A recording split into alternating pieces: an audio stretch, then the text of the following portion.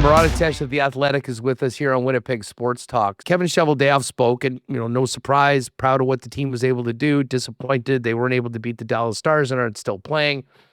But from a general manager standpoint, this is when you kind of shift from the coach's job to the general manager job in putting this team together. And the biggest topic amongst on these Jet streets, of course, is the future of Nikolaj Ehlers, who we didn't get a chance to hear from because he's playing for his country right now in the World Championships, and of course moving on to the quarters with his goal yesterday. We played what Kevin Cheveldayoff had to say about that. What were your takeaways from Chevy's comments on the pending unrestricted free agency of number 27? Yeah, it's a situation that could go a number of ways. There's no confident surefire we're going to sign this guy. There's no confident surefire this guy's walking. Cheveldayoff said that, he had met with Ehlers' agent, Andre Rufner, I believe, on Monday for over 2 hours, discussing basically Ehlers' future. And the idea is that Cheveldayoff wants to put what he calls his best foot forward in the name of making Nikolaj Ehlers a Winnipeg Jet for life. And that's great. And, term and money and all that sort of stuff. I'm sure there are different ways to come to agreements there. But he didn't convey that it's a done deal. And he said, well, you know what, if ultimately it doesn't go our way here, we're going to have to move forward like we always do. We're going to have to evolve like we always do. And maybe it gives us an opportunity somewhere else. So the pitch is, let's make this guy a Jet for life. But I think that the recognition is that may not be possible. Ehlers may want other opportunities, or Cheveldayoff may not be willing to offer what Ehlers can get somewhere else. Or perhaps, number one, above all else, Ehlers may be courted by a team that feels that he can play a bigger role. And, for a guy that played the 9th most 5-on-5 minutes per game in the regular season and the 9th most 5-on-5 minutes per game in the playoffs amongst Jets forwards, there may be a sense that there's more available for him elsewhere, and not in the sense of there being any better place to play than Winnipeg, or having a better bond, because, man, did his teammates ever show up for him and saying how much they loved him this week. But just the sense that, hey, there are other things at play here too, and it's possible that Ehlers goes out and seeks other opportunities depending on what he's pitched, and he's earned the right. So my overall sense here is that, okay, well, the Jets are going to make their pitch, but it's far from a certainty. Yeah, I would agree with you on that. Although I do, and maybe this is just me trying to get myself into a more positive state of mind, I do kind of feel better about the chances of Nikolaj Ehlers staying today than if you had asked me 3-4 months ago, a year ago at this time. And I think the biggest part of it is what this team was able to achieve together, what they've been able to do, both through the regular season, making strides in the playoffs, having Ehlers, once again, with literally the worst luck in the world, missing the first 5 games and coming back. And now listen, I mean, obviously when we're talking about these numbers of ice time of 5-on-5, it is sort of surprising. I think part of it might have been some shorter shifts by him coming back from injury and how long that he would be on there. Regular season 2, 9th. Yeah, it is a bit of a head scratcher. I don't think there's any doubt about that. But is that even on his own line? Yeah, 3rd among 3 on his own line. And part of that, if you want to get into the nitty gritty of just why a few seconds here, a few seconds there, I mean, if you're coming onto the ice after Connor Scheifele and Velarde, which would be a substantial chunk of his life, those guys are known for extending shifts. So you may get a large number of shifts, but your shift length may be, adversely impacted when the big guns come off the ice after stretching a little bit. That got better at times during the year and worse at times. And that's sort of a career-long thing. Certainly some of it is also Ehlers' own approach, right? He goes until he's done and he gets off. I don't think that, he doesn't strike me as Scheifele-esque in the ability to push a shift beyond a minute with much success. So that all plays into it. And then at the end of the day, it adds up that wow, geez, I mean, if he's thinking to himself that, hey, I was third amongst three on essentially the third line, like, isn't there a team willing to give me second line type 5-on-5 minutes? I wouldn't begrudge a guy for that.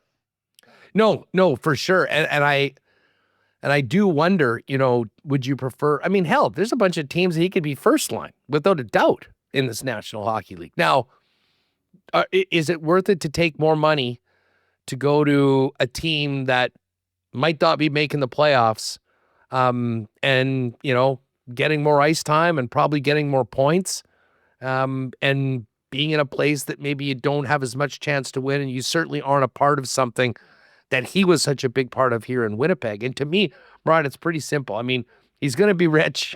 Money's not going to be an issue.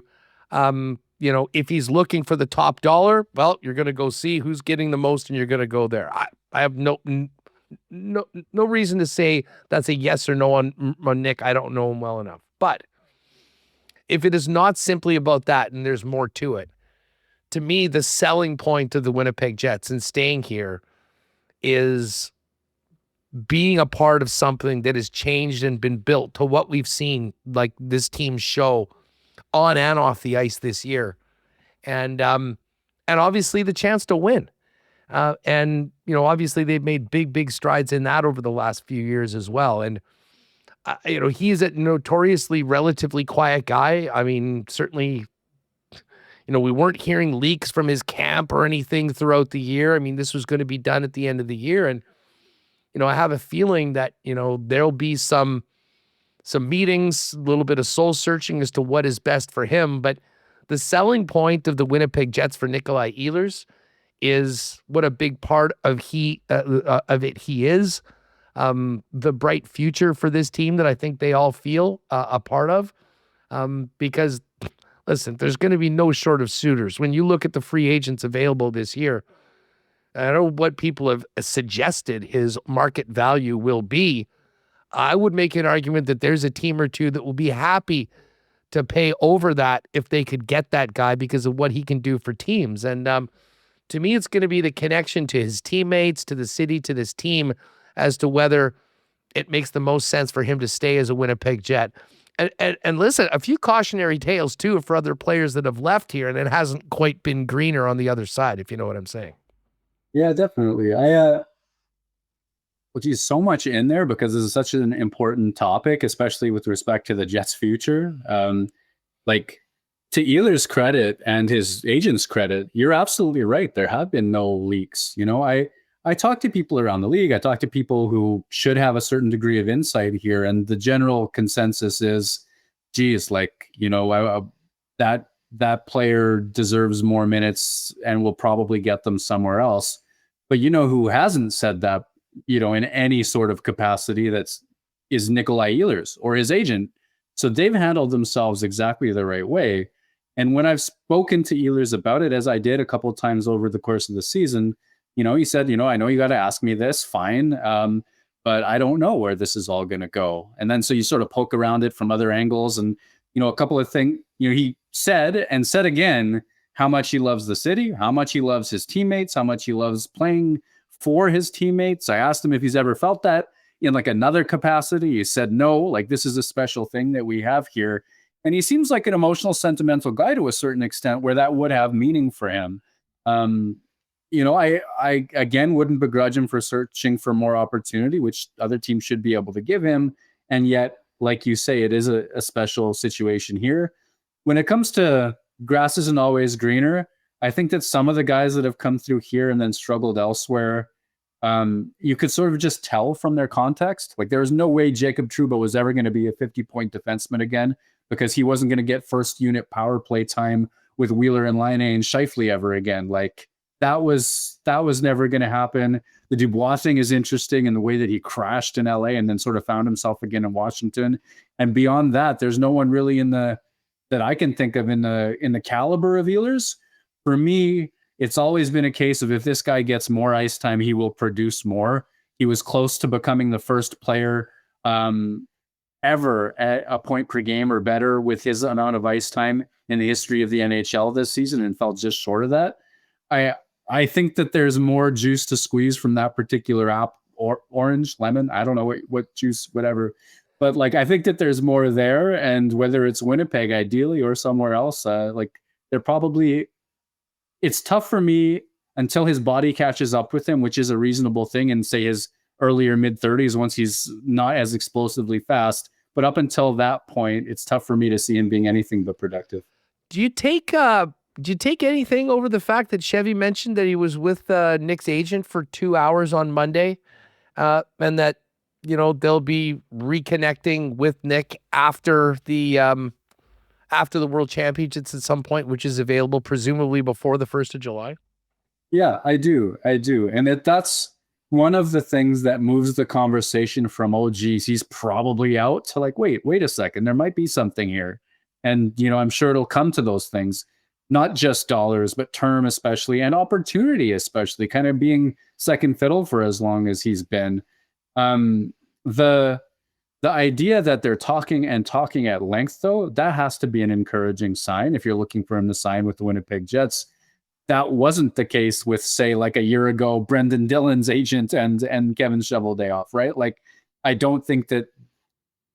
think all to say, yeah, I think that's quite meaningful. The fact that they're in it, they're trying to sort it out. Listen, the Jet fan in me is freaked out by the thought of no Nikolaj Ehlers on the Winnipeg Jets. Not only because he's such a fun person. I mean, as a guy that pays for tickets, he puts asses in seats. I mean, people love him. He's exciting. He's fun. He helps your team win.